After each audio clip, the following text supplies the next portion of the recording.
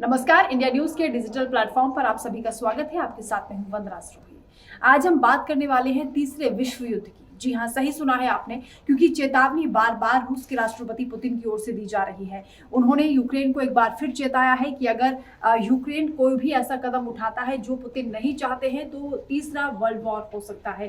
क्योंकि यूक्रेन की ओर से ऐसा कहा जा रहा है कि वो नाटो देशों में शामिल होना चाहता है, सदस्य बनना चाहता है। इसकी ओर उसकी ओर से जो है तमाम काम भी किए जा रहे हैं, लेकिन इसको लेकर बेहद नाराजगी जताई है पुतिन ने। इससे पहले भी पुतिन नाटो देशों को अलर्ट कर चुके हैं, चेतावनी धमकी दे चुके हैं कि अगर किसी भी तरह यूक्रेन की मदद की जाती है तो वो कोई बड़ा कदम उठा सकते हैं। अब सवाल ये उठता है कि आने वाले वक्त में क्या तीसरा विश्व युद्ध होने वाला है, क्योंकि जिस तरह से पुतिन ने चेताया है उन्हें हल्के में नहीं लिया जा सकता है। नाटो देशों को लेकर जो तमाम बातें पहले पुतिन की ओर से की गई थी उस पर अब वो दावा ठोकते हुए नजर आ रहे हैं कि यूक्रेन का एक भी कदम घातक हो सकता है, और क्योंकि तीसरा विश्व युद्ध अगर होता है तो पूरी दुनिया पर इसका असर पड़ेगा।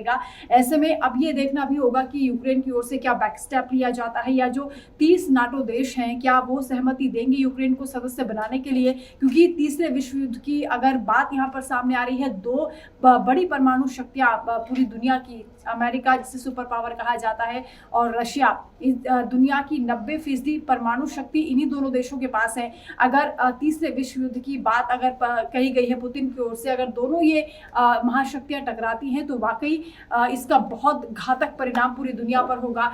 तमाम जो मानव जाति है उसके लिए भी ये बेहद खतरनाक संकेत है। 7 महीने से लगातार यूक्रेन रूस के बीच जंग चल रही है। हालांकि यूक्रेन की ओर से पूरी तरह टफ फाइट दी जा रही है। इसी वजह से जो रशिया है वो बौखलाया हुआ नजर आ रहा है। पुतिन बार बार इसीलिए धमकियां दे रहे हैं क्योंकि इससे पहले भी जो कई इलाके यूक्रेन के कब्जे में ले लिए थे, रूस की ओर से मिसाइल अटैक किए गए थे, तमाम नागरिकों की भी मौत हुई। सैकड़ों अभी तक जो सैन्य कर्मी है वो भी काल के गाल में समा चुके हैं।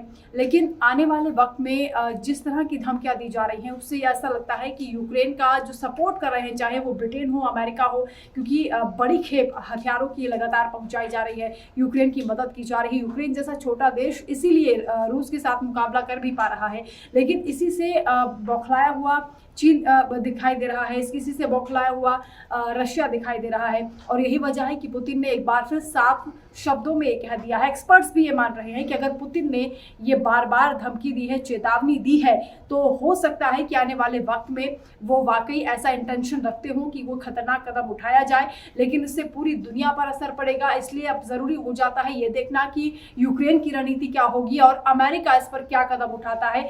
यूक्रेन को समझाया जाता है, शांति के जरिए इस युद्ध पर विराम लगाया जाता है या नहीं, क्योंकि 7 महीने से ज्यादा हो चुके हैं। खूनी संघर्ष दोनों देशों में चल रहा है। युद्ध की जो घंटी है लगातार अब आगे बढ़ती हुई नजर आ रही है, और जिस तरह से पुतिन ने चेताया है उससे ऐसा लगता है कि कहीं ना कहीं खतरे का अलार्म भी बज चुका है। आने वाले वक्त में क्या रणनीति होगी अमेरिका की, सुपर पावर की, ये भी देखना दिलचस्प होगा। और यूक्रेन की ओर से जो कोशिशें लगातार की जा रही हैं, तमाम समर्थन दूसरे देशों के साथ जो जुटाने की कोशिश की जा रही है, उस पर आगे नाटो देशों की ओर से क्या कहा जाता है, यह भी देखना होगा। पल पल की अपडेट आप तक पहुंचाएंगे। आप देखते रहिए इंडिया न्यूज डिजिटल प्लेटफॉर्म।